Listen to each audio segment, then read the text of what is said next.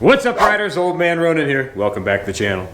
Notice the bike on the left? That's because I want to give you 10 easy steps on how to winterize and or prepare your bike for long-term storage. Stay tuned.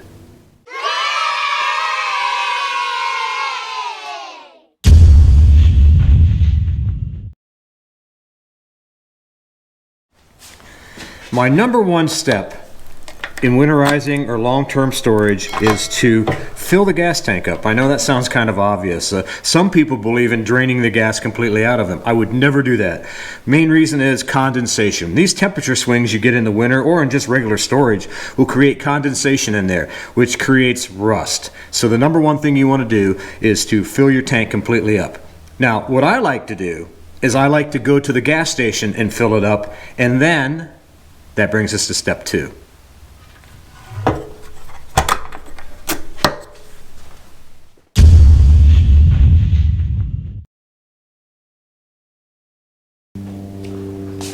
Step number 2, add a fuel stabilizer.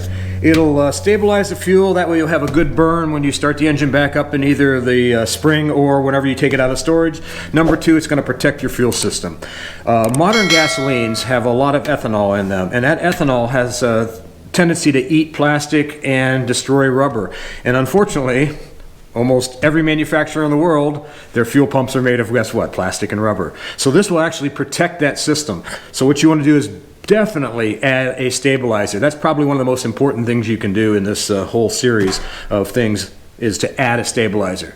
Now, after you add it, run your bike at least 5 minutes to get it running through the fuel system. And what I like to do is I like to take the stabilizer with me to my gas station, top off my tank, add the correct amount. I think it's an ounce for every 2.5 gallons, so this would take about 1 3/4 ounces of stabilizer for this particular brand, and then I run it home.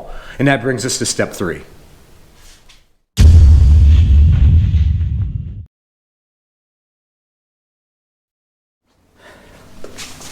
Step number 3, you just got your bike home, and what better of an opportunity is to change the oil and your filter.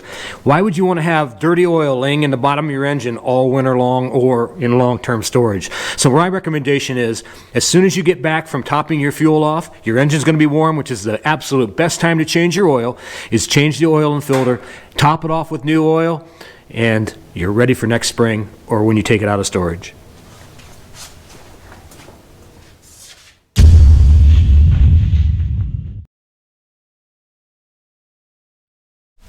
One thing I like to do that not many people do is I like to pull the spark plug out and either use a fogging agent, or what I do is a couple drops of oil in there. Then I hit the starter, have the piston go up and down a couple times, make sure that the engine cylinder walls are coated with oil, helps protect it against rust. And it also gives me opportunity to check my spark plug, make sure the gap is proper and make sure it looks like it's in good condition. And if it's not, I replace it and I'm ready to go next year.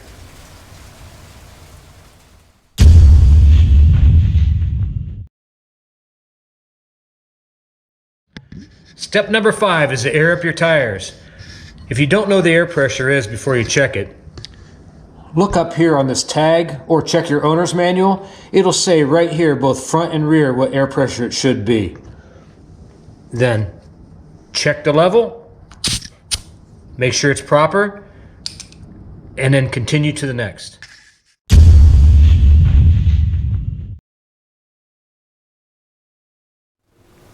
Step number 6 is to clean and maintain your chain. Now that I've pulled it off the lift and set it up on the center stand, it's the perfect opportunity to check the chain and sprockets for wear and make the necessary adjustments for the upcoming season. Refer to your owner's manual or Royal Enfield dealer for proper wear guidelines and tension adjustment. Also, spin the tire a little bit and make sure there's no hang-ups with your brake, or if it looks like it's out of line.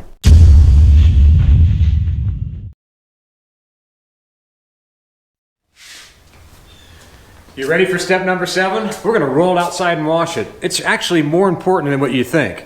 So enjoy this little montage I put together while I do a voiceover. Clean your bike thoroughly to remove all dirt, mud, grime, and oil that has accumulated over the year. I wash my bikes constantly for not only self-pride, but more important, to check for any loose, worn, or shabby-looking parts that I can't really see easily. Getting your hands on the bike gives you a better feel for what the bike is supposed to feel like. It's like when all of a sudden you feel a loose bolt from rubbing it with a rag. Well, I wasn't there before, you know, it's a good way to check things out. Washing your bike is as important as any maintenance you can do. And while you're doing it, look at the brake pads, your stands, controls, lights, etc. Next, dry it thoroughly as well. You don't want ice forming in places where it can expand and break stuff like cooling fins, fittings, etc. I use this time to also apply a coat of wax if the bike has shiny pieces.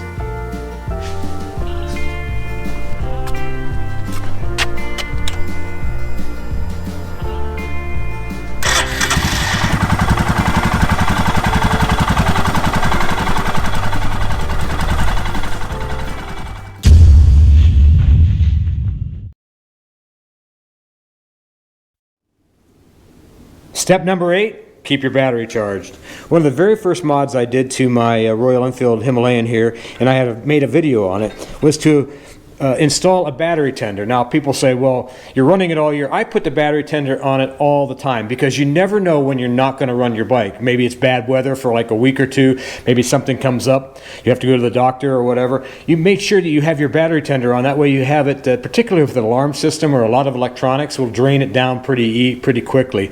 I like to put the battery tender on and leave it run almost all year, but especially true in winter months or in long-term storage.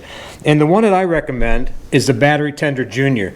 This little guy here is a float charger. It's not, I hate to say charger, I mean even though it says it on the box, but it's actually just a trickle or a float. And as soon as the battery gets up to its capacity, the charger shuts down. And that way it doesn't overcharge. If you put a regular battery charger on your battery, you'll end up boiling it out or burning it out.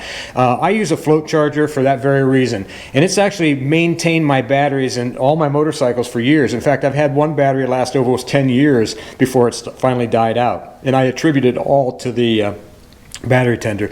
I get twice the life out of most batteries because I use this battery tender. So I'm a really big believer in float charging. Now, a few guys will say, well, I go out and I'll charge my, I'll start my motorcycle in the wintertime and let it run for 10 or 15 minutes. That'll charge it. That's exactly the opposite thing it'll do. If you go out and you start your engine, you're actually pulling a huge load off of that battery. And there's no way in 15 minutes your motor is going to charge that battery up to its optimum level. So doing that, you're actually bringing the battery down every time you do it. So that's why I say use a float or a trickle charger like the battery tender here. And like I say, I got 7 of them. So keep it on your bike and the battery life will last a lot longer.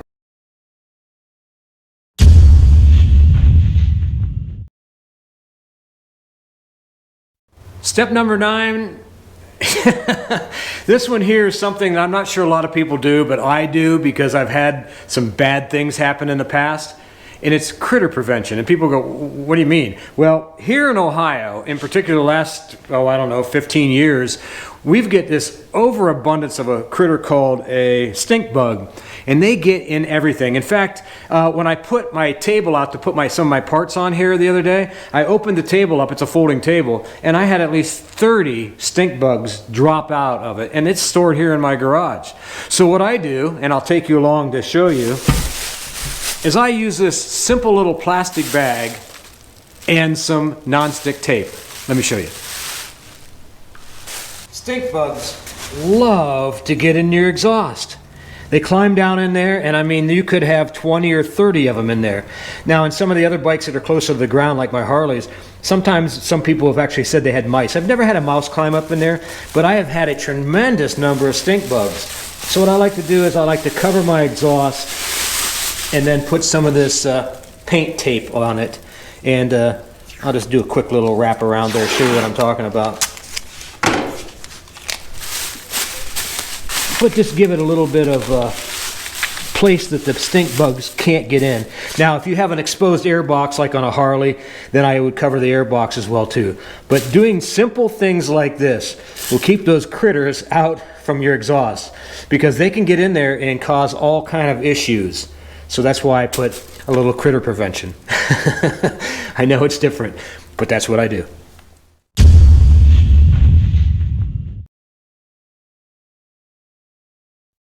Step number 10, to cover or not to cover. This one's kind of iffy for me. I normally do not cover my motorcycles because I'm constantly playing with them. So I'll go out and wipe them down in the wintertime anyways, make sure they're not too dusty and things of that nature. But if you do not have a place to store them, make sure that you get a cover that is both waterproof but breathable, because the worst thing you can do is have your motorcycle having condensation created underneath. It's kind of like a tent. You don't want to have a tent that leaks water from the outside in, but you also don't want to have it so impervious to water that it can't breathe out, and all your hot breath will create moisture inside the tent, which gets you just as wet as raining. So make sure that you get a tent that's not a cheapo, it's not plastic, don't use a tarp, use a breathable cover that will enable the air or the condensation to wick out instead of close in. Now that is something that, again, it's up to you to cover or not to cover. That is the question. That's one of the reasons why I made it number 10. I don't use them very often. I have them in case I'm on the road that I can put it out over the bike to keep the rain off of it. But I make sure that they are a little bit more expensive than your cheapo $5 or tarp or things like that. That way it doesn't have condensation underneath and cause rust, because rust is an enemy of all metal equipment. Well, I really hope you enjoyed this episode. I know it was a garage episode and I did it for a couple reasons. Number one, I wanted to make sure I got this information out to you. A lot of people are putting their bikes away in the northern part of the country and in Europe. And I wanted to make sure if they never winterize their bike, that is an opportunity. If they don't, or if you do not know how to winterize your bike, then I suggest you contract your nearest Royal Enfield dealer or your nearest bike shop and have them do it for you, because just putting your bike in the garage is not a good idea. You could end up costing yourself thousands of dollars in repairs. Well, not on a Royal Enfield, but on Honda or something you would. Just teasing.